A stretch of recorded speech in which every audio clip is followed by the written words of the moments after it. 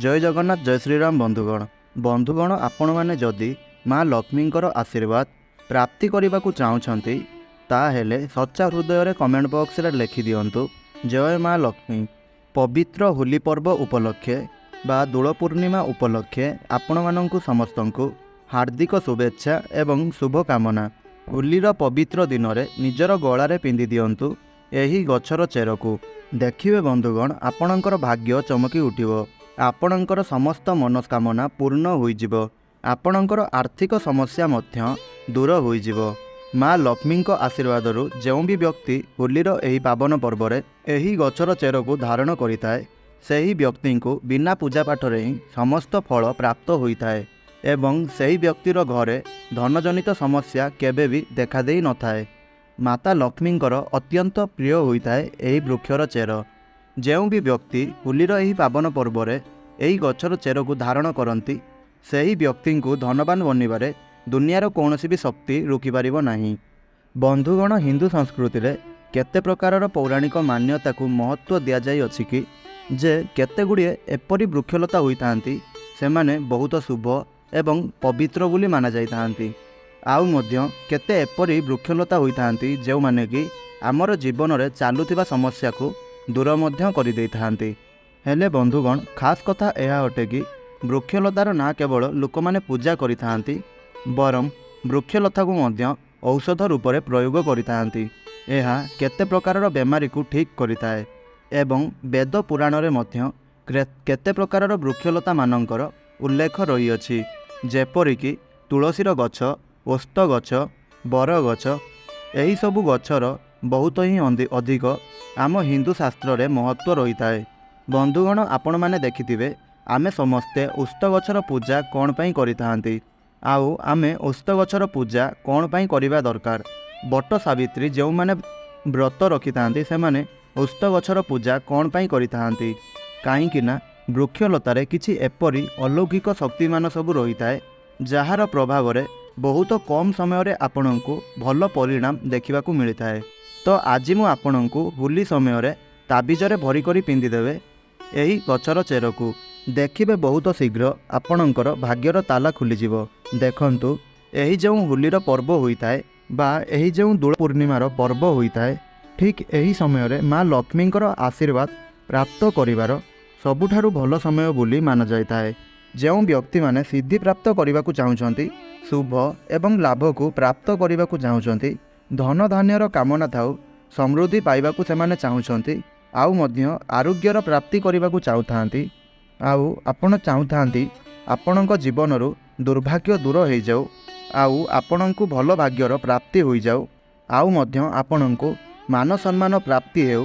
तेबे आपण आजिर एही वीडियो को शेष पर्यंत निश्चय देखंतु।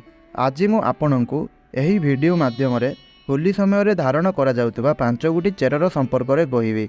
जेउ गछ गुड़िकर चेर को आपण निज गलारे धारण करी आपणकर दैनंदिन जेते भी सब समस्या रही ताहा सबु आपण दूर करि परिबे। जेउ 5टी चेर संपर्क रे मु आपणंकु कहिबी ताहाकु जदि आपण धारण करंती तेबे आपणकर समस्त मनस्कामना पूर्ण होइजिवो। बंधुगण जदि आपण महंगा रत्न परिधान करने परिवर्ते जदि आपण एही वृक्षर चेर गुड़ी को पिंधिबे तेबे सही महंगा रत्न ठारू अधिक गुणा परिणाम बा अधिक गुणा शुभ परिणाम आपणंकु एही चेर प्रदान करिवो। बंधुगण सर्वप्रथमे तो एही वृक्षलतार चेर को आपण आनिबा परे आपणंकु कोन करिबाकु पड़िबो एहाकु आपण होली पर्व दिन आनी एहाकु पूजा पाठ करी एहाकु आपण तंबार ताबिजरे पुराई रातिरे एहाकु आपणंकु धारण करिबाकु पड़िबो। आउ जदि आपणक पक्षे संभव हुए तेबे आपण चांदीर ताबिजरे मध्य एहाकु पुराई धारण करि परिबे। तेबे बंधुगण सेही वृक्षर चेर संपर्क रे आपण माने जानिबा पूर्वरु एही वीडियोटी को आपण लाइक निश्चय करंतु आउ तळे थिबा कमेंट बॉक्स रे जय माँ लक्ष्मी अवश्य लिखंतु। तेबे बंधुगण चलंतु जानिबा सर्वप्रथम चेर संपर्क रे। तो प्रथम चेरटी हेउची सदाबाहार गछर चेर।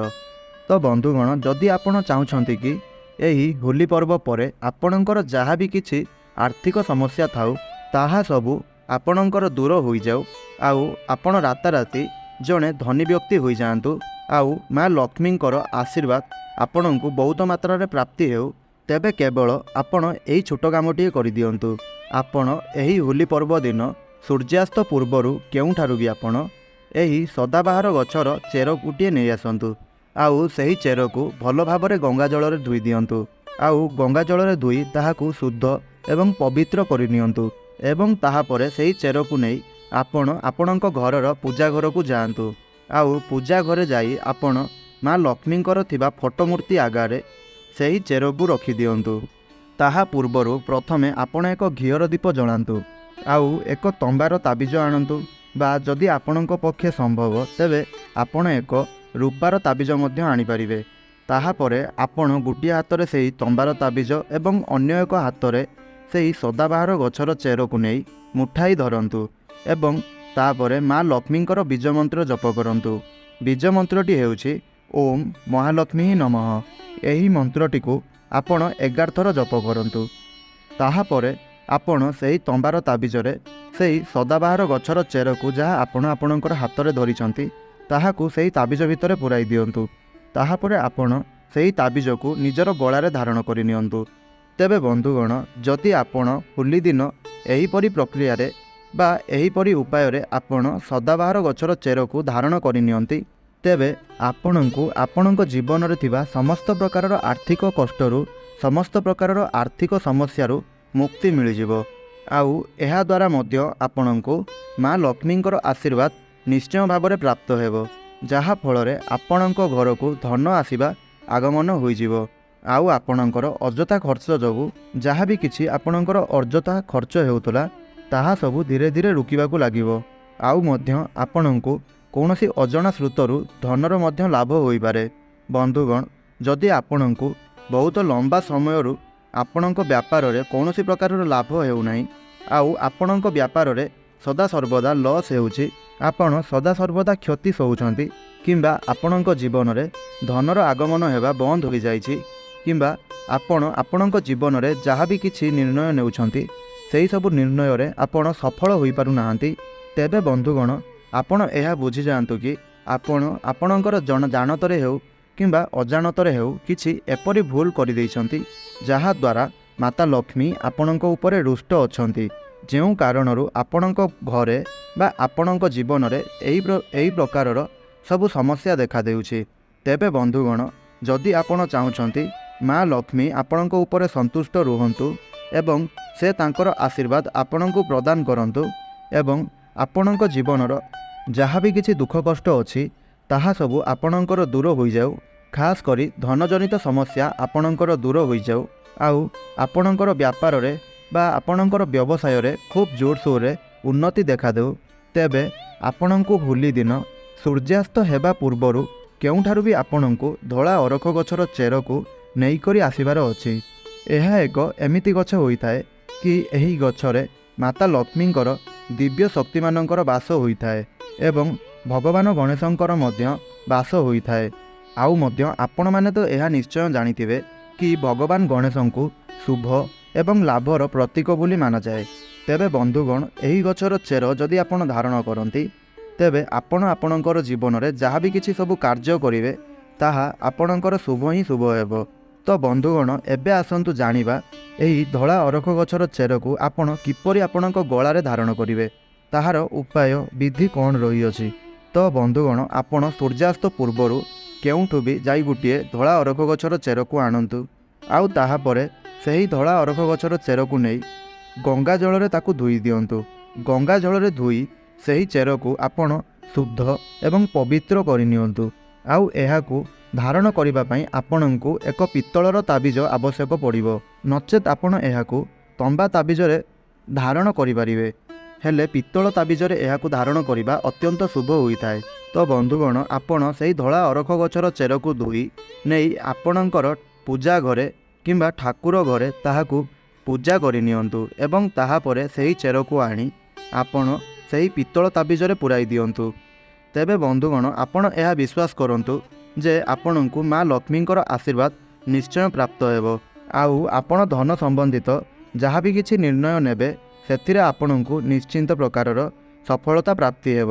ଆଉ ଆପଣଙ୍କର ଯେଉଁ ବ୍ୟାପାର ସେଥିରେ ଆପଣଙ୍କର ଲାଭ ହେଉନଥିଲା ବା ଧନଜନିତ ସବୁ ସମସ୍ୟା ଦେଖାଦେଉଥିଲା ସେଥିରେ ଆପଣଙ୍କୁ ଉନ୍ନତି ଦେଖାଦେବ ଆଉ ସେଥିରେ ଆପଣଙ୍କର ଲାଭ ହେବା ଆରମ୍ଭ ହୋଇଯିବ ଏବଂ ମାତା ଲକ୍ଷ୍ମୀଙ୍କର ଆଶୀର୍ବାଦରୁ ଆପଣଙ୍କୁ ଆକସ୍ମିକ ଧନର ପ୍ରାପ୍ତି ହେବ। ବନ୍ଧୁଗଣ, ଆମର ବେଦ ପୁରାଣରେ କୁହାଯାଇଛି କି ଯଦି ଆପଣ ହୋଲି ପର୍ବ ଦିନ ଅପମାର୍ଗ ଗଛର ଚେରକୁ ଧାରଣ କରିନିଅନ୍ତି ତେବେ ଆପଣଙ୍କୁ ସାକ୍ଷାତ ମାତା ଲକ୍ଷ୍ମୀଙ୍କର ଆଶୀର୍ବାଦ ପ୍ରାପ୍ତ ହୋଇଥାଏ ଏବଂ ଆପଣଙ୍କର ଭାଗ୍ୟ ଚମକିଥାଏ। ଅପମାର୍ଗ ଗଛ, ଏହାକୁ କେତେ ଜାଗାରେ ଗୁଗୁଚିଆ ନାମରେ ମଧ୍ୟ ଜଣାଯାଏ। ଏହି ଗଛକୁ ମଧ୍ୟ ଅନେକ ବହୁତ ଜାଗାରେ ଅନେକ ପ୍ରକାରର ନାମରେ ମଧ୍ୟ ଜଣାଯାଏ। ତ ବନ୍ଧୁଗଣ, ସର୍ବପ୍ରଥମେ ଜାଣନ୍ତୁ ଏହାକୁ ଅପମାର୍ଗ କ'ଣ ପାଇଁ କୁହାଯାଏ। କାରଣ ଏହି ଗଛର ଯେଉଁ ବୀଜ ହୋଇଥାଏ ତାହା ଓଲଟା ରହିଥାନ୍ତି ଏବଂ ତାହା ଓଲଟା ଚାଲିଥାନ୍ତି। ତ ବନ୍ଧୁଗଣ, ଏହି କାରଣରୁ ଏହି ଗଛକୁ ଅପମାର୍ଗ ବୋଲି କୁହାଯାଏ, ଅର୍ଥାତ୍ ଏହା ଦୁନିଆଠୁ ଓଲଟା ଚାଲିଥାଏ। ଅପମାର୍ଗର ସନ୍ଥ ମହାତ୍ମା ଲୋକମାନେ ସବୁଠାରୁ ଅଧିକ ପ୍ରୟୋଗ କରିଥାନ୍ତି। ତ ଆଉ ଯଦି ଅଧିକା କିଛି ଅପମାର୍ଗ ଗଛ ବିଷୟରେ ଜାଣିବା ପାଇଁ ଆପଣ ଚାହୁଁଛନ୍ତି ତେବେ ଆପଣ ମୋର ପୂର୍ବ ଭିଡ଼ିଓରୁ ଆପଣ ଜାଣିପାରିବେ। ତ ବନ୍ଧୁଗଣ, ବର୍ତ୍ତମାନ ଚାଲନ୍ତୁ ଜାଣିବା କି ଆପଣ ଏହି ଅପମାର୍ଗ ଗଛର ଚେରକୁ କିପରି ଓ କେଉଁ ଉପାୟରେ ଧାରଣ କରିବେ। ତ ବନ୍ଧୁଗଣ, ଏହି ଗଛର ଚେର ଆପଣଙ୍କୁ ମନ୍ତ୍ର ସିଦ୍ଧି ଏବଂ ଲୋକମାନଙ୍କୁ ସମ୍ମୋହନ କରିବାରେ ସାହାଯ୍ୟ କରିଥାଏ। ଯଦି କୌଣସି ବ୍ୟକ୍ତି ଏହିସବୁ ଜିନିଷକୁ ପ୍ରାପ୍ତ କରିବା ପାଇଁ ଚାହୁଁଛନ୍ତି ତେବେ ସେହିଭଳି ବ୍ୟକ୍ତି ଏହି ଗଛର ଚେରକୁ ନିଶ୍ଚୟ ଧାରଣ କରନ୍ତୁ। ଆଉ ମଧ୍ୟ ଯଦି କୌଣସି ବ୍ୟକ୍ତିଙ୍କର ନବଗ୍ରହ ଜଡ଼ିତ କିଛି ପୀଡ଼ା ଥାଏ ବା ନବଗ୍ରହ ସମସ୍ୟା ଥାଏ ତେବେ ସେହିଭଳି ବ୍ୟକ୍ତି ମଧ୍ୟ ଏହି ଗଛର ଚେରକୁ ଧାରଣ ନିଶ୍ଚୟ କରିପାରିବେ। ଏହାଦ୍ୱାରା ସେହି ବ୍ୟକ୍ତିଙ୍କର ନବଗ୍ରହ ଜନିତ କିଛି ସମସ୍ୟା ଯାହା କିଛି ବି ଥିବ ତାହା ସବୁ ଦୂର ହୋଇଯାଏ। ଯେମିତିକି ଶନି ପୀଡ଼ା, ରାହୁକେତୁ ଦଶା, ଏହିସବୁ ସମସ୍ୟା ଆପଣଙ୍କର ଦୂର ହୋଇଯିବ। ତ ଏହି ଗଛକୁ ଆପଣ କିପରି ଧାରଣ କରିବେ? ସର୍ବପ୍ରଥମେ ଆପଣ ଅପମାର୍ଗ ଗଛର ଚେରକୁ ଆଣିବେ ଏବଂ ତାହାକୁ ଗଙ୍ଗା ଜଳରେ ଧୋଇ ତାକୁ ନେଇ ଭଲ ଭାବରେ ଶୁଖାଇ ଦେବେ ଏବଂ ତାହାପରେ ସେହି ଚେରକୁ ନେଇ ଆପଣ ନିଜର ଠାକୁର ଘରେ ମା ଲକ୍ଷ୍ମୀଙ୍କ ସାମ୍ନାରେ ପୂଜା କରିନେବେ ଏବଂ ତାହାପରେ ତାକୁ ଆପଣ ନେଇ ଚାନ୍ଦିର ତାବିଜ ହେଉ କିମ୍ବା ତମ୍ବାର ତାବିଜ ହେଉ, ଆପଣଙ୍କ ପକ୍ଷେ ଯେଉଁ ତାବିଜ ଆଣିବା ସମ୍ଭବ ତାହାକୁ ଆଣି ଆପଣ ସେହି ତାବିଜରେ ଏହି ଅପମାର୍ଗ ଗଛର ଚେରକୁ ଭର୍ତ୍ତି କରିଦେବେ। ତାହାପରେ ସେହି ଚେରକୁ ନେଇ ଆପଣ ଆପଣଙ୍କର ଗଳାରେ ଧାରଣ କରିବେ। ଏହାକୁ ଧାରଣ କରିବା ଦ୍ୱାରା ଆପଣଙ୍କର ଏହିଭଳି କିଛି ସମସ୍ୟା ସବୁ ଦୂର ହୋଇଯିବ। ତ ବନ୍ଧୁଗଣ, ବର୍ତ୍ତମାନ ଜାଣିବା ଅପରାଜିତା ଗଛ ବିଷୟରେ ବା ଅପରାଜିତା ଗଛର ଚେର ସମ୍ପର୍କରେ। ଆଉ ଆପଣମାନେ ଅପରାଜିତା ଗଛର ଚେର କ'ଣ ପାଇଁ ଧାରଣ କରିବେ ତାହା ମଧ୍ୟ ଏହି ଭିଡ଼ିଓରେ ଆପଣ ଜାଣିପାରିବେ। ସେଥିପାଇଁ ଭିଡ଼ିଓକୁ ଶେଷ ପର୍ଯ୍ୟନ୍ତ ନିଶ୍ଚୟ ଦେଖନ୍ତୁ। ତ ବନ୍ଧୁଗଣ, ଆପଣମାନେ ତ ଏହା ନିଶ୍ଚୟ ଜାଣିଥିବେ କି ଅପରାଜିତା ପୁଷ୍ପ ମାତା ଲକ୍ଷ୍ମୀଙ୍କର ଅତ୍ୟନ୍ତ ପ୍ରିୟ ହୋଇଥାଏ। ତ ବନ୍ଧୁମାନେ, ଯଦି ଆପଣ ଲକ୍ଷ୍ମୀ ପୂଜାରେ ମାତା ଲକ୍ଷ୍ମୀଙ୍କୁ ପ୍ରସନ୍ନ କରିବା ପାଇଁ ଚାହୁଁଛନ୍ତି ଆଉ ମାତା ଲକ୍ଷ୍ମୀଙ୍କୁ ସନ୍ତୁଷ୍ଟ କରିବା ପାଇଁ ଚାହୁଁଛନ୍ତି ତେବେ ଆପଣ ଲକ୍ଷ୍ମୀ ପୂଜାରେ ଏହି ଅପରାଜିତା ଫୁଲକୁ ମାତା ଲକ୍ଷ୍ମୀଙ୍କୁ ଅର୍ପଣ କରିପାରିବେ। ଏହାଦ୍ୱାରା ମାତା ଲକ୍ଷ୍ମୀ ବହୁତ ପ୍ରସନ୍ନ ହୋଇଥାନ୍ତି। ତ ବନ୍ଧୁଗଣ, ଆପଣ ଯଦି ମାତା ଲକ୍ଷ୍ମୀଙ୍କୁ ପ୍ରସନ୍ନ କରିବା ପାଇଁ ଚାହୁଁଛନ୍ତି ତେବେ ଆପଣ ଚାନ୍ଦିର ତାବିଜରେ ଅପରାଜିତା ଗଛର ଚେରକୁ ନେଇ ଧାରଣ କରନ୍ତୁ। ଏହାଦ୍ୱାରା ଦେଖିବେ ଆପଣଙ୍କୁ ମାତା ଲକ୍ଷ୍ମୀଙ୍କର କୃପା ପ୍ରାପ୍ତି ହେବ ଆଉ ଏହାଦ୍ୱାରା ଆପଣଙ୍କର ଭାଗ୍ୟର କବାଟ ଖୋଲି ଯାଇଥାଏ। ଯଦି ଆପଣଙ୍କୁ ଚାକିରି ଦରକାର ତେବେ ଏହି ଚେରକୁ ଧାରଣ କରିବା ଦ୍ୱାରା ଆପଣଙ୍କର ଚାକିରିର ଯୁଗ ମଧ୍ୟ ଖୋଲିଥାଏ, ଯାହାଫଳରେ ଆପଣଙ୍କୁ କୌଣସି ପ୍ରକାରର ଭଲ ଚାକିରିଟିଏ ମିଳିଥାଏ। ଏହାଦ୍ୱାରା ମଧ୍ୟ ଆପଣଙ୍କର ଆଧ୍ୟାତ୍ମିକ ଉନ୍ନତି ହୋଇଥାଏ। ତ ବନ୍ଧୁଗଣ, ବର୍ତ୍ତମାନ ଜାଣିବା ଶେଷ ଚେର ସମ୍ପର୍କରେ। ଶେଷ ଚେରଟି ହେଉଛି ଚମେଲି ଗଛର ଚେର। ତ ବନ୍ଧୁଗଣ, ଆପଣ ଏହି ହୋଲି ପର୍ବ ଦିନ ଚମେଲି ଗଛର ଚେର ନିଶ୍ଚୟ ଆଣିବା ଦରକାର। ତ ଚମେଲି ଗଛ ଚେରର ଫାଇଦା ପ୍ରଥମେ ଜାଣନ୍ତୁ।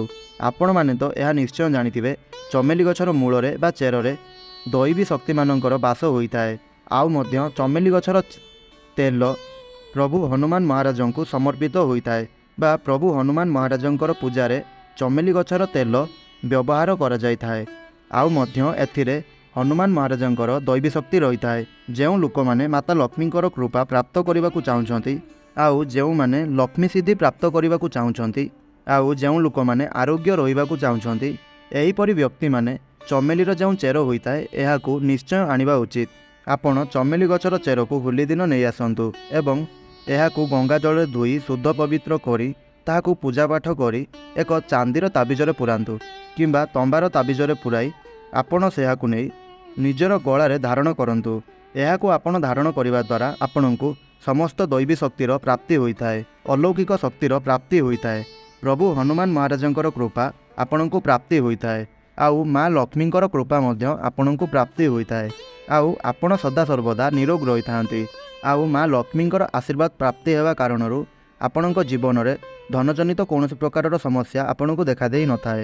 ତେବେ ବନ୍ଧୁଗଣ, ଆପଣଙ୍କୁ ଯଦି ଏହି ଭିଡ଼ିଓଟି ଟିକିଏ ବି ଭଲ ଲାଗିଥାଏ ତେବେ ଆପଣ ଏହି ଭିଡ଼ିଓଟିକୁ ଲାଇକ୍ କରନ୍ତୁ ଏବଂ ତଳେ ଥିବା କମେଣ୍ଟ ବକ୍ସରେ ଜୟ ମା ଲକ୍ଷ୍ମୀ ନିଶ୍ଚୟ ଲେଖନ୍ତୁ।